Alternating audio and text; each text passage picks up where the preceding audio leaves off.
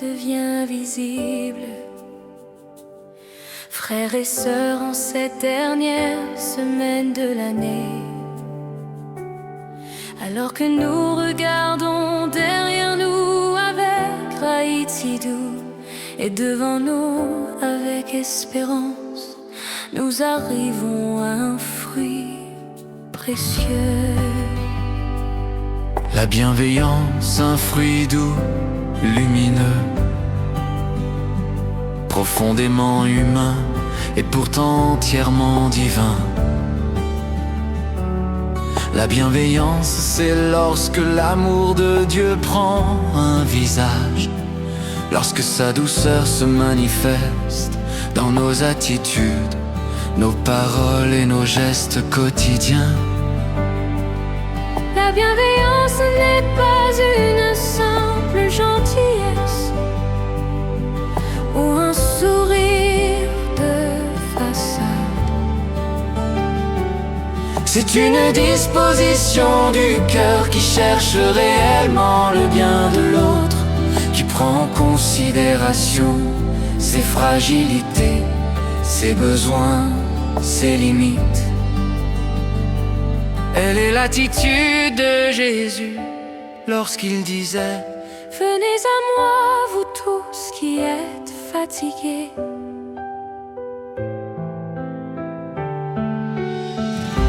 Sa parole était apaisante, son regard était rassurant, sa présence était un refuge. La bienveillance est cette capacité à rendre la vie plus douce, plus respirable, plus belle. En cette fin d'année, alors que nous changeons de saison et que nous avançons vers une nouvelle étape, la bienveillance devient un message essentiel. Nous avons besoin d'être plus doux les uns envers les autres, plus attentifs, plus compréhensifs. Nous avons besoin d'incarner le cœur de Dieu dans nos familles, nos relations, nos communautés. aujourd'hui, demandons au Saint-Esprit de faire de nous des hommes et des femmes de bienveillance.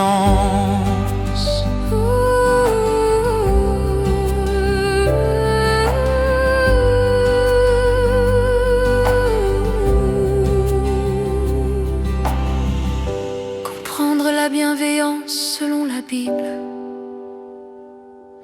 Le mot grec Christotes signifie une douceur active, une attitude qui ne se contente pas de ressentir quelque chose, mais qui améliore concrètement la vie de l'autre.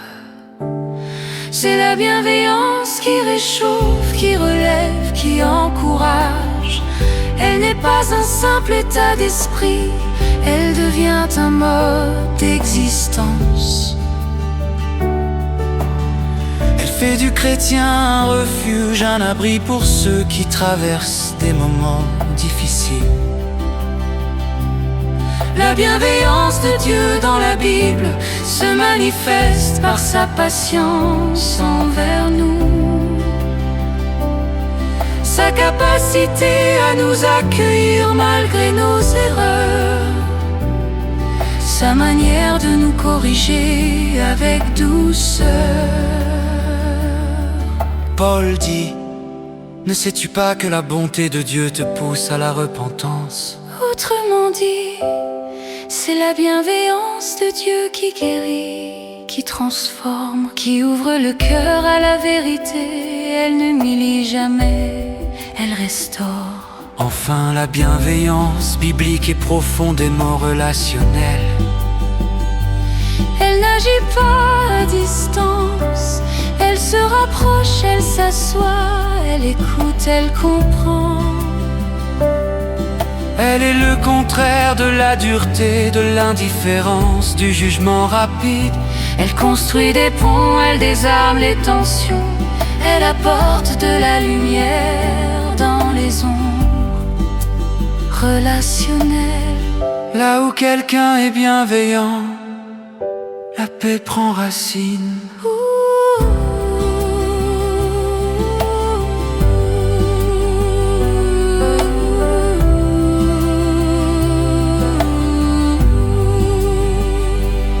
Pourquoi la bienveillance est essentielle? La bienveillance est d'abord l'expression la plus accessible de l'amour de Dieu. Tout le monde ne comprend pas une prédication, tout le monde ne lit pas un verset, mais tout le monde ressent la bienveillance. C'est la manière la plus simple et la plus puissante de témoigner. Un geste bienveillant peut toucher quelqu'un plus profondément qu'un discours entier. C'est un langage universel.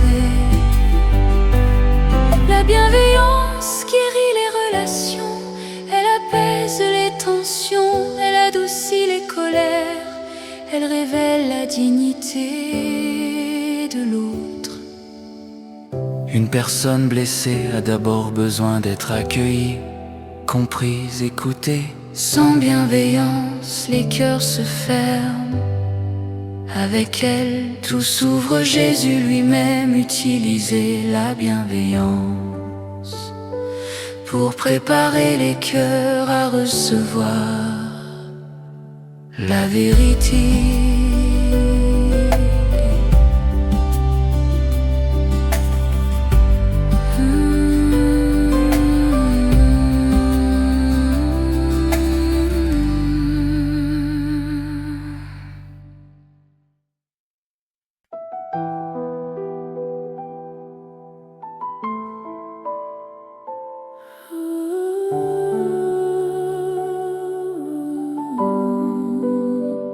La bienveillance est aussi une force spirituelle. Elle n'est pas faiblesse, elle est maîtrise, sagesse, puissance intérieure. Répondre avec douceur à quelqu'un qui s'énerve, être patient avec quelqu'un qui faillit, rester aimable en pleine pression. C'est une preuve de maturité spirituelle. Là où l'Esprit de Dieu règne, la bienveillance devient un réflexe, non une performance. Enfin, la bienveillance forme notre caractère. Plus nous choisissons volontairement d'être bienveillants, plus notre intérieur se transforme. Les gestes répétés deviennent des habitudes. Les habitudes deviennent un style de vie. Et ce style de vie finit par ressembler à Jésus lui-même. La bienveillance nous façonne en enfants de lumière.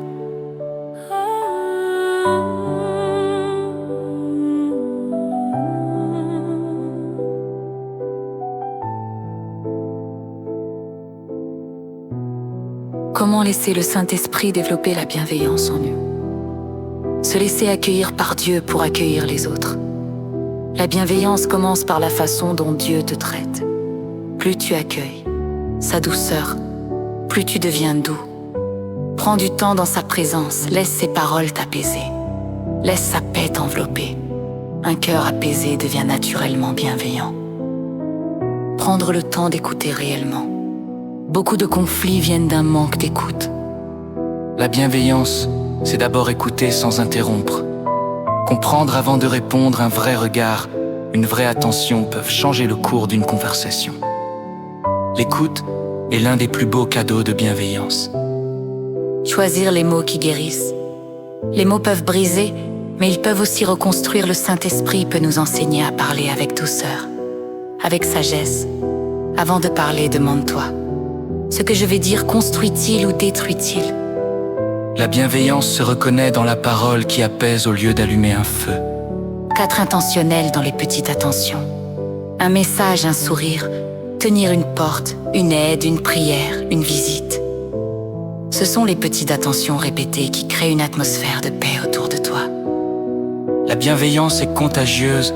Quand tu la pratiques dans les détails, tu changes l'air que les autres respirent. 5. Laisser le Saint-Esprit adoucir notre caractère. Il arrive que notre personnalité, notre fatigue ou notre passé nous rendent brusques, durs, impatients. Mais le Saint-Esprit est capable de transformer notre tempérament. Plus nous marchons avec lui, plus il adoucit ce qui est rugueux en nous, et fais de nous des personnes rassurantes, apaisantes et stables.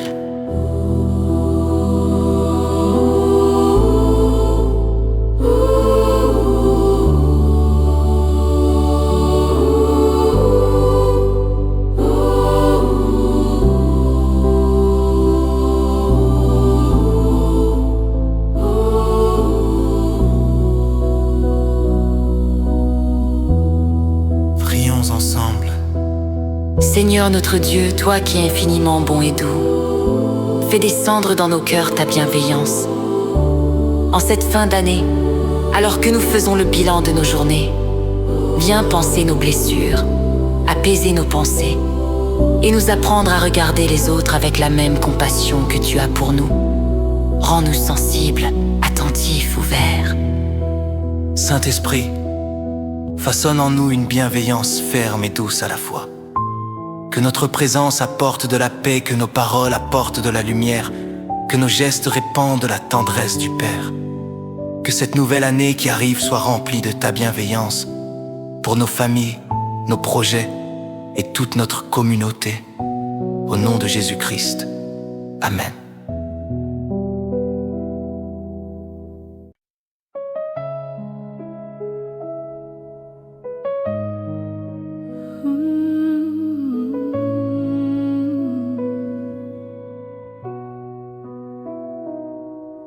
Bien-aimé, voici le 7e fruit de l'esprit, la bienveillance. Ce regard tendre, cette douceur qui relève, cette manière d'incarner le cœur de Dieu dans notre quotidien. En cette dernière semaine de l'année, je veux vous remercier du fond du cœur. Merci pour votre fidélité, vos commentaires, vos encouragements, vos partages. Merci d'avoir marché avec nous dans cette belle série sur les fruits de l'esprit. Que l'année qui vient soit pour vous une année de paix, de douceur, de bienveillance, de guérison et d'amour. Que Dieu vous garde, vous protège, vous inspire. Bonne et heureuse année dans la bienveillance du Seigneur. Et rendez-vous très bientôt pour de nouvelles histoires, de nouvelles révélations et de nouvelles